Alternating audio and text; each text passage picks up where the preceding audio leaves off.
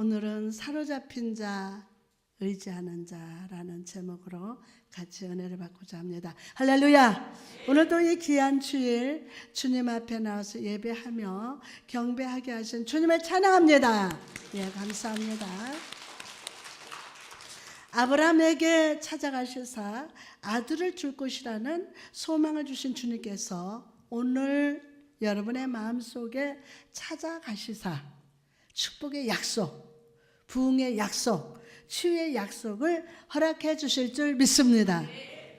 옛날 시바 여왕이 솔로몬의 그 지혜를 사모해서 이스라엘을 찾아갔습니다. 여왕은 솔로몬의 지혜를 시험해 보기 위해서 아름다운 꽃 화분 2개를 가져왔습니다. 그런데 이 꽃들의 모양은 똑같지만 하나는 살아있는 꽃이고 다른 화분은 사람이 만든 것이었어요. 이거 조화라고 그러죠.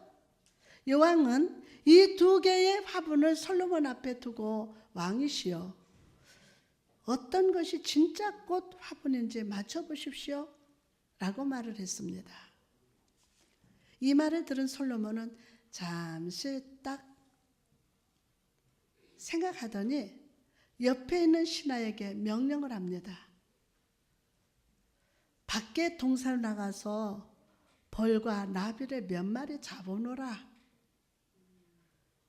잠시 후 신하가 벌과 나비를 가지고 오자 솔로몬은 그 벌과 나비를 방 안에 놓아주어라 라고 했습니다. 그러자 벌과 나비가 방 안을 조금 날더니 진짜 꽃 화분에 탁 사뿐 앉습니다. 솔로몬 왕은 그것을 보고 웃으면서 저 벌과 나비가 앉은 화분이 진짜 꽃 화분이다 라고 했다고 합니다. 사랑하는 성도 여러분, 왜 벌과 나비가 산꽃에만 앉았을까요? 그 이유는 살아있는 곳에만 향기가 있기 때문에. 살아있는 곳에만 뭐가 있어요? 향기가 있어서. 그렇다면 여러분은 오늘은 살아있는 믿음을 가지고 있습니까? 오늘은 살아있는 믿음, 죽은 믿음이 아니라 살아있는 믿음 가지고 있습니까? 자, 나는 살아있는 믿음이다. 아니, 네 분이 안에서 다시 한번, 나는 살아있는 믿음이다. 아멘. 진정으로 예수 그리스도를 믿고 예수를 여러분의 중심에 모셔드리신 분만 아멘. 예수를 중심에 모신 자는 그 중심에서 예수의 향기가 납니다.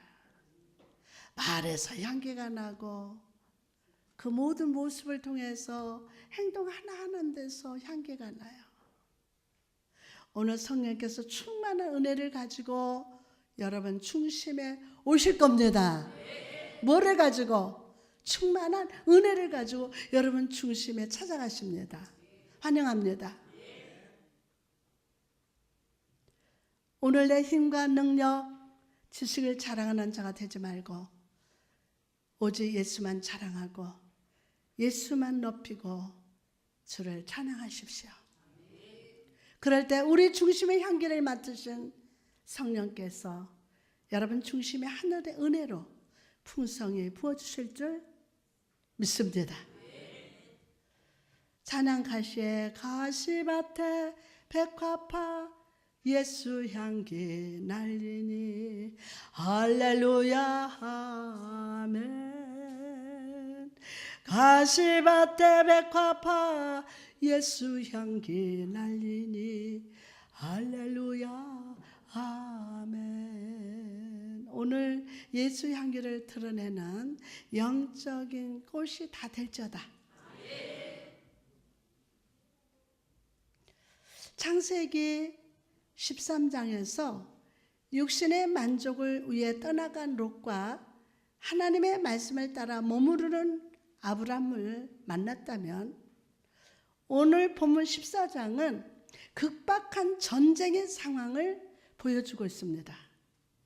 이 당시 가나안 남쪽 지역에 살던 국가들이 12년간 섬겨오던 엘람 왕 그돌라오멜을 배신하면서 시작이 됩니다. 그리고 그돌라오멜은 남부 지역의 배신을 징벌하기 위해서 전쟁을 벌였고 결과적으로 남부 동맹군의 패배로 끝나고 맙니다. 이 전쟁의 패배로 인해서 남부 지역 소돔에 살던 롯은 모든 재산을 다 뺏기고 포로로 사로잡히게 됩니다.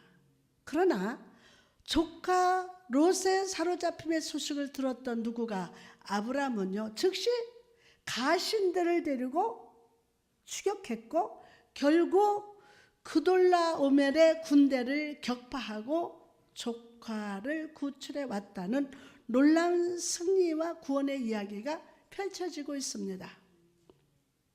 그럼 오늘 우리가 이 긴박한 전쟁의 상황 속에서 만날 수 있는 사람들이 누구입니까? 누구입니까? 첫째로 사로잡힌 자 롯입니다. 우리가 창세기 13장에서 살펴보았던 것처럼 롯은 항상 인간적인 눈으로 바라보고 결정하고 움직였던 인생이었습니다. 창세기 13장 10절 말씀 보니까 이에 롯의 눈을 들어 요단 지역을 바라본 적 소알까지 온 땅에 뭐가 물이 넉넉하오니 여호와께서 소돔과 고모라를 멸하시기 전이었으므로 여호와의 동산 같고 애굽 땅과 같더라. 여기서 바라본다 는 말을 주목해 봅시다. 바라본다. 이것은 단순히 한번 쳐다봤다는 뜻이 아닙니다. 딱 이렇게 한번 쳐다본 게 아니라 그것을 얻기 위해서 간절히 사모했다는 뜻이에요. 간절히. 롯의 눈에 소돔 땅은 에덴 동산과 같았어요. 모든 것이 풍부한 애굽 땅처럼 보였습니다. 그는 하나님의 눈이 아니라 세상적인 이해관계와 자기 유익을 생각하는 탐심의 눈으로 모든 것을 살펴보았습니다. 반짝이는 것이 다 금은 아니다 라는 말이 있어요. 반짝반짝 유리도 빛나는 그것은 다 금이 아니라는 거예요. 소돔 땅은 아름다워 보였으나 그 도시는 범죄했고 그 도시의 범상한 모습으로 롯은 하여금 그 이면에 있는 죄와 부패를 보지 못하게 했습니다. 그러나 여호와 하나님의 평가는 전혀 달랐습니다.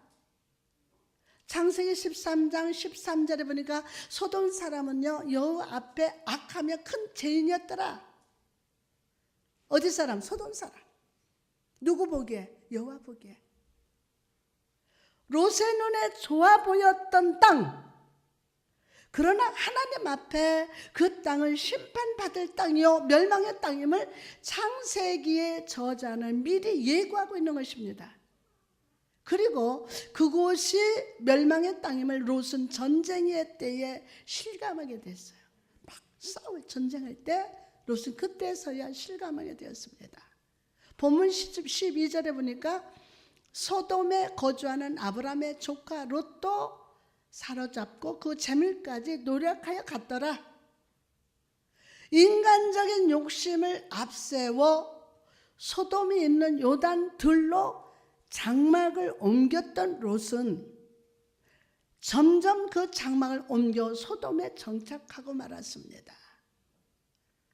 그러나 이 결정은 결국 모든 재물이 노략당하고 포로로 잡혀가는 불행한 결과를 낳았어요. 성도는 세상이 말하는 부요가 아니라 영혼의 풍요를 추구하는 성숙한 신앙인이 되어야 합니다. 영혼의 풍요. 모든 것을 잃고 포로로 잡혀가는 이 사태는 롯을 향한 하나님의 메시지였어요. 바로 죄악의 도성을 떠나라는 것입니다. 바로 죄악의 도성을 떠나라. 특히 사로잡고라는 단어를 한번 주목해 보십시오. 사로잡혔다라는 히브리어로 니시바라고 하는데 이것은 포로로 잡혔다는 뜻이기도 하지만 영적으로 사람의 영혼이 사단의 세력에 잡혀 있을 때 쓰는 기도합니다. 사람의 영혼이 사탄에게 사로잡혀 있을 때 쓰는 거예요. 무섭죠? 롯은 겉으로는 그돌라오멜의 동맹군에게 육체적인 포로가 되었지만 영적으로 보면 이미 소돔과 고모라의 제약된 문화 속에 살면서 영적인 포로 상태가 되었어요. 문화 속에 그 속에 살면서 영적인 포로가 됐어요.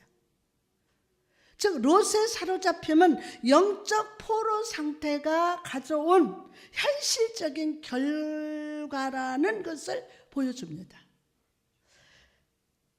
아프리카에서 사냥꾼이 원숭이를 잡을 때는 이런 방법을 쓴다고 합니다. 여러분도 다 아시지만 원숭이는 오징어와 또 뭘 좋아하죠? 두 가지 좋아하는데 에? 바나나? 땅콩이야. 원숭이는 오징어와 땅콩을 좋아합니다.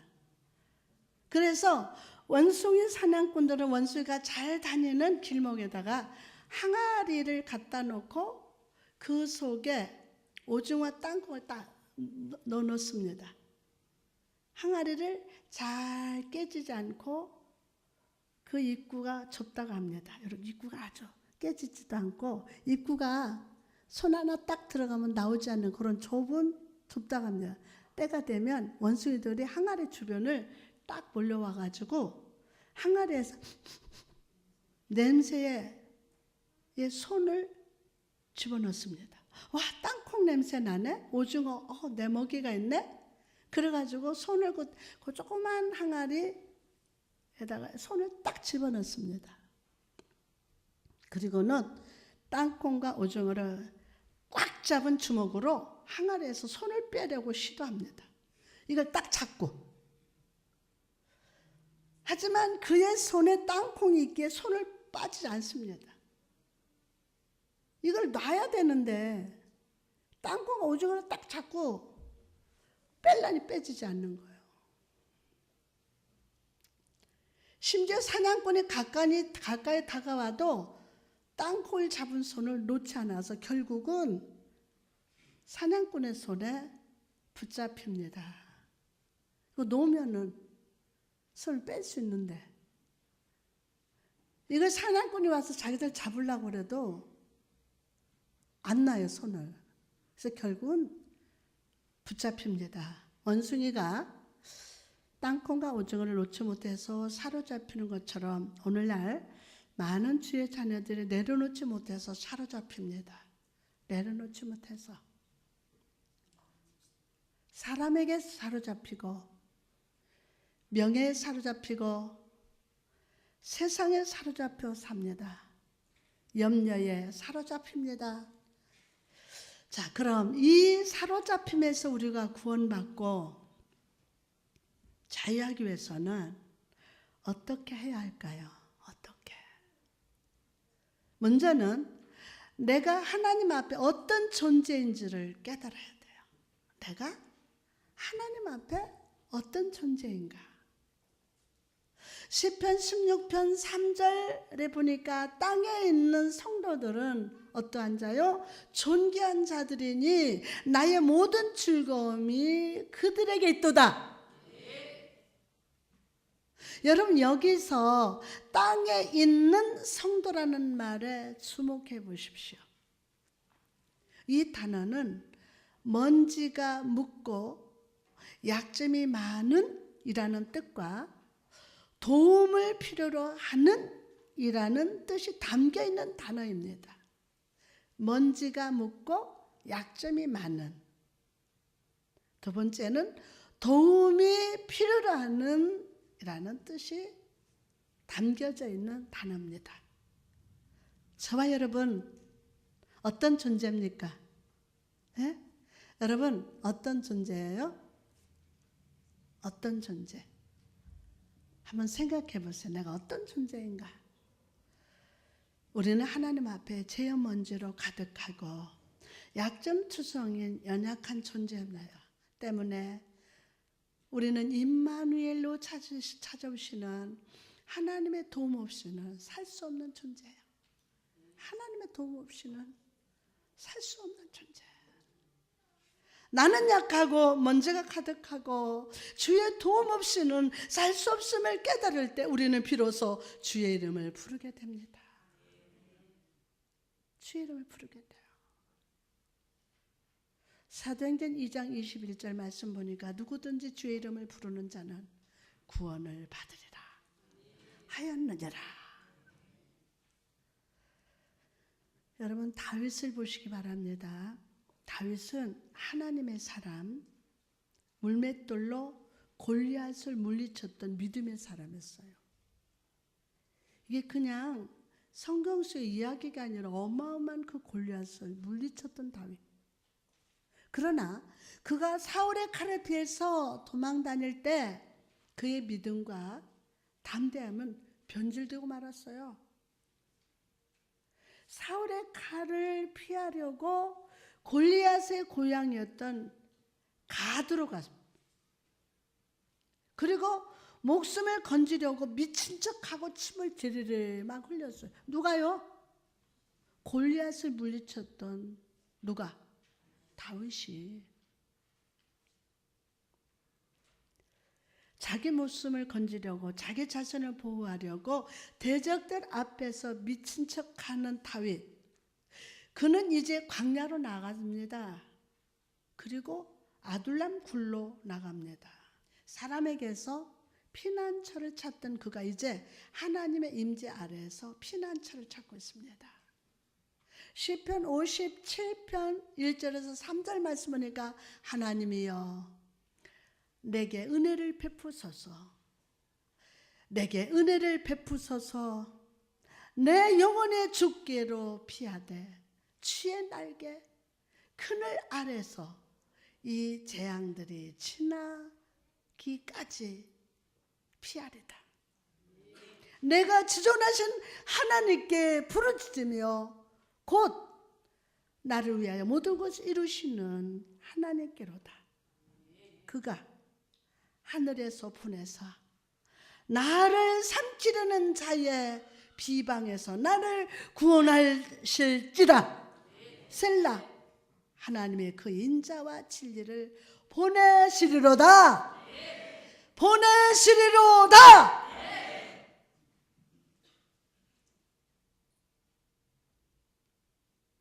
사람을 의지했던 다윗. 이제 혼자 되고서야 인생의 진정한 피난처는 하나님의 되심을 깨달았어요. 아무리 삶이 힘들고 어려워도 이 세상 사람, 이 사람을 명예와 권력을 여러분의 피난처로 삼지 마십시오. 그것을 의지하면 그것은 결국 여러분을 롯과 같이 사로잡을 것입니다. 변질시킬 것입니다. 실패하게 만들 겁니다. 물러가라. 여러분의 유일한 위로요, 피난처는 하나님의 임재 아래 있음을 잊지 말고 매 순간 주님 안에 거하는 저와 여러분이 됩시다. 아멘.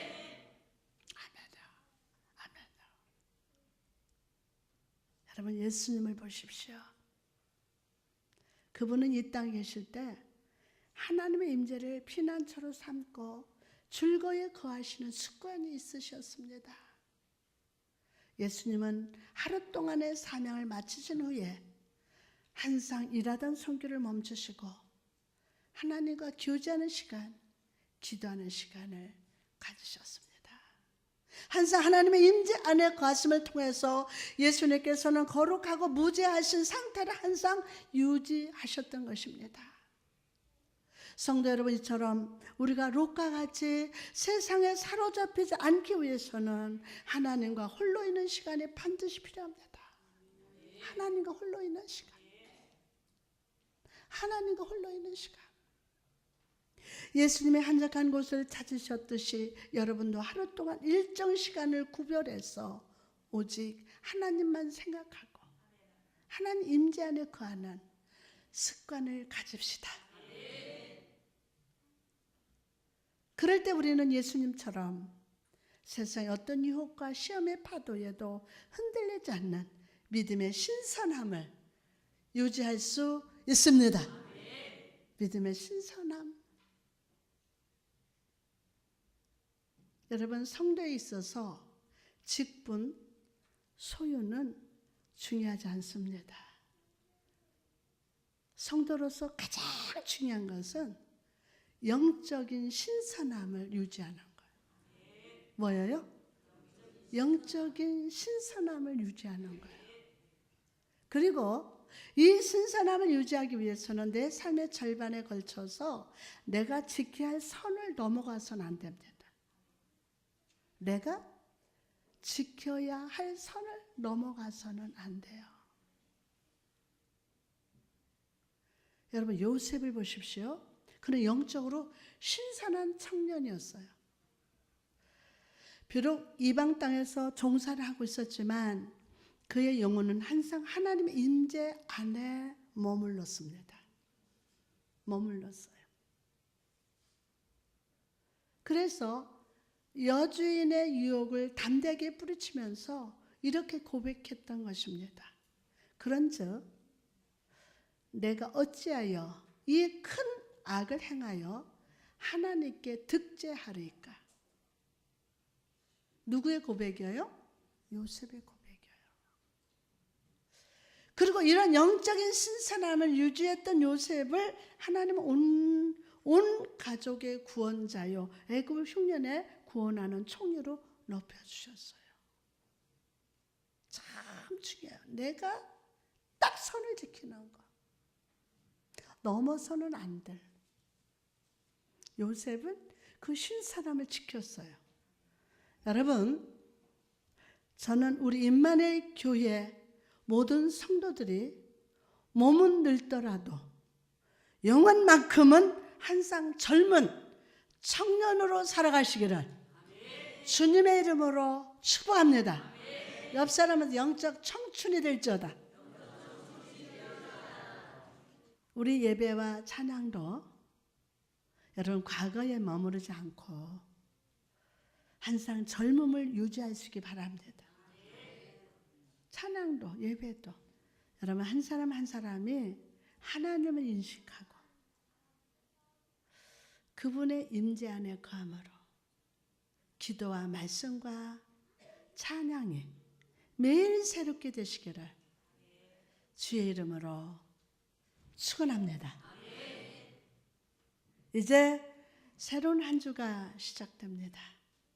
한 주를 시작하기 전에 예수님처럼 하나님 앞에 나아가 하나님을 생각하며 한 주의 삶을 기억하십시오. 하나님 은혜 아니면 살아갈 수 없어요. 은혜 아니면 살아갈 수 없네. 정말 은혜 아니면 살아갈 수 없어요. 우리는 매 순간 감당할 수 없는 엄청난 양의 자극과 정보, 다양한 목소리를 들으면서 살아갑니다. 어처구니 없는 소리도 듣고 별별 소리 듣고 어마어마한 사연들을 겪으면서 살아갑니다. 하지만 이 모든 것을 다 받아들일 수 없기 때문에 사람들은 자기가 보고 싶은 거, 듣고 싶은 것에 집중합니다. 그러나 이렇게 보고 싶은 거, 듣고 싶은 것에만 집중하다 보면 정작 내가 보아야 하고 들어야 할 것을 놓쳐버려요. 때문에 우리는 우리의 삶의 생명의 길을 여시고 그것을 보게 하시는 하나님께 나가야 합니다. 하나님께 나갑시다. 시편 119편 18절 말씀 보니까 내 눈을 열어서 주의 율법에서 놀라운 것을 보게 하소서. 세상에 사로잡히지 말고 하나님 임재 안에서 하나님께 사로잡히시기 바랍니다. 성령님께 사로잡히십시오. 그럴 때 주님께서 우리 생각과 마음을 사로잡아 주시사 내 삶의 가장 중요한 것이 무엇인지 깨닫게 하실 겁니다. 다음으로 오늘 우리가 이 긴박한 전쟁의 상황 속에서 만날 수 있는 또 한 사람이 누굽니까? 두 번째로 의지하는 자 아브라함입니다. 본문을 보면 아브라함은 조카 롯이 사로잡혔다는 소식을 듣자 즉시 318명의 가신을 이끌고 나갔습니다. 가나안 북부의 군대와 전투를 벌여서 승리하고 롯을 구출하고 모든 포로와 재물을 되찾아왔습니다. 이들은 아브라함의 집에서 태어나서 길러진 종들로서 군사적인 훈련뿐만이 아니라 아브라함의 하나님 여호와를 믿는 신앙으로 훈련됐고 지혜와 믿음으로 무장한 자들임을 보여줍니다. 성경학자들에 의하면 그 당시 북부 가나안 동맹국의 수는 수천 명에서 수만 명이 되었다라고 합니다.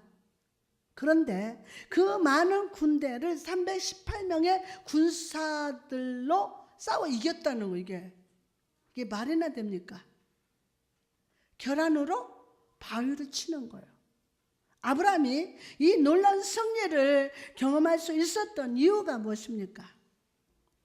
그는 절대 열세의 상황에서도 동행하시는 하나님을 의지했어요. 여러분, 우리 하나님 의지합시다.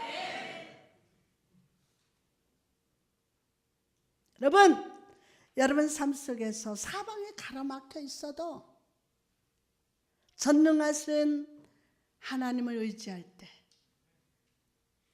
여러분은 원수 사단도 이기고 그에게 속한 세상도 능히 이기고 승리할 수 있습니다. 나는 비록 약해도 우리 주 하나님은 크고 힘있고 능력이 있어서 못하실 일 전혀 없습니다. 그러면 부활하신 예수 그리스도는 2000년 전 이미 사단의 머리를 밟으시고 승리하셨음을 믿으시기 바랍니다. 시편 44편 5절에 보니까 우리가 주를 의지하여 우리의 대적을 누르고 우리를 치러 일어나는 자를 주의 이름으로 밟으리다. 나가서 하나님을 의지하면 담대해집니다. 세상을 의지하면 약해지지만 하나님을 의지하면 담대해집니다. 오늘 본문에서 아브라함은요 318명의 군대를 용맹하고 담대하게 싸웠어요. 그러나 우리가 창세기 12장에서 아브라함의 모습을 보면 이런 담대함이 이해가 되지 않습니다. 그는 애굽에서 자기 목숨을 보존하려고 아내 사라를 누이의 동생이라고 속였던 사람이었어요. 그런데 어떻게 담대한 사람으로 바뀐 것일까요? 어떻게? 그 이유는 그가 전능하신 하나님을 온전히 믿고 의지했기 때문에. 전능하신 하나님. 하나님의 담대함이 그의 마음을 사로잡아서 어떤 대적도 능히 물리치는 승리의 사람이 되었던 것입니다. 여러분, 이처럼 하나님을 의지하는 자에게 두려움은 있을 수 없습니다. 하나님 나와 함께 하셔. 전능하신 하나님. 다 하실 수 있고 다 하신 하나님. 그러나 이런 담대함은 나의 방법, 나의 힘이 무너질 때 그 마음에 채워짐을 기억하시기 바랍니다. 내가 세상 것으로 염려, 근심, 걱정으로, 두려움으로 이것이 세상으로 꽉 차 있으면 나의 방법으로 안 돼요. 하나님으로 꽉 채워져야 돼요. 야곱이 약복강에서 하나님의 천사 실험을 할 때 천사는 야곱의 허벅지 관절을 쳤어요. 허벅지 관절을. 그리고 그는 평생 다리를 저는 불구로 살게 되었습니다. 이 모습은 겉으로 보면 야곱에게 큰 고통처럼 보입니다. 그러나 영적인 눈을 뜨고 바라보았을 때 하나님의 이 치심은 야곱의 손을 잡아서 일으키는 치유의 손길이었어요. 더 크게 하면 치유의 손길이었다고요. 왜 그렇습니까? 지금까지 야곱은 무엇이든지 자기 뜻대로 밀어붙이는 삶을 살았어요. 누구 말도 안 듣습니다. 장자권도 자기 힘으로 뺏었고 아버지 축복권도 자기의 힘으로 뺏으려고 했고 무엇이든지 자기 힘으로 이루려고 했습니다. 그러나 하나님은 이런 야곱의 관절을 치심으로 그에게 중요한 메시지를 주십니다. 스가랴 4장 6절 말씀 보니까 만군의 여호와께서 말씀하시되 이는 힘으로 되지 아니하며 능으로 되지 아니하고 오직 나의 영으로 되느니라. 인간의 힘으로 안 돼요. 인간 방법으로 전화해서 나와라. 이게 안 되더라는 거예요. 딱딱딱딱 막는다. 신기한 건요. 다 알게 하고 듣게 하고 보게 하고 전략을 알게 하고 그러나 나 힘으로 안 되니까 이 전략 하나님께 딱 맡기는 거야. 하나님께 맡기는 거야.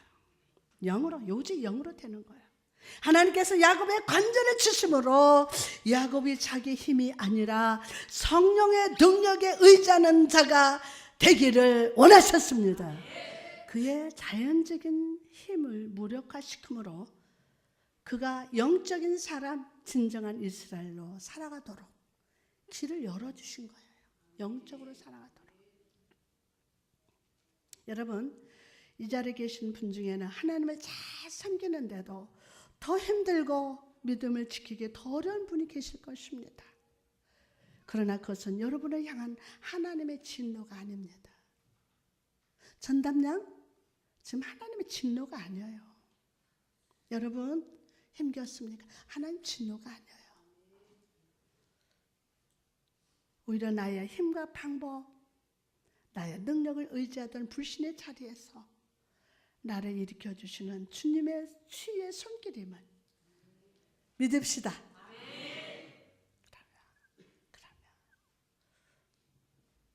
독수리를 보십시오.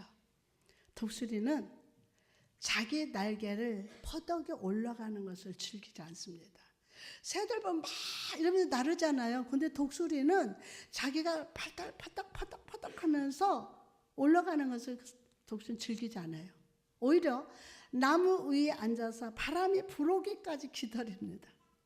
그리고 일단 바람이 불기 시작하면 날개를 쫙 활짝 펴고 그 바람의 힘을 타고 높이 솟아오릅니다. 여러분, 이처럼 하나님께서 우리의 손을 잡으시고 일으켜 주실 때 우리는 내 힘과 능력이 아니라 성령의 바람을 타고 은혜의 창공을 힘차게 날 수가 있습니다. 주 여호와를 앙망하는 자 새 힘을 얻으리로다. 독수리같이 날개를 치며 높이 푸른 창공 나르네. 뛰어가도 고단치 않고 걸어가도 피곤치 않네. 여러분, 오늘 예수님은 여러분을 치유하기 원하십니다. 십자가에서 피 흘리시사 죽으시고 죽음에서 부활하신 주님은 권능의 손으로 여러분을 붙드시고 일으켜 주심을 믿으시기 바랍니다.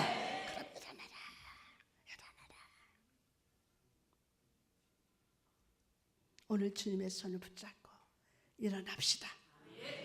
내 힘과 능력으로 살던 것을 회개하고 성령의 바람을 타고 은혜의 창공을 나릅시다.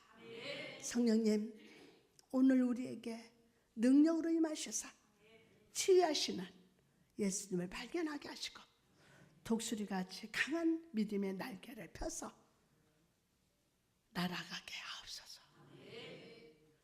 아멘. 할렐루야.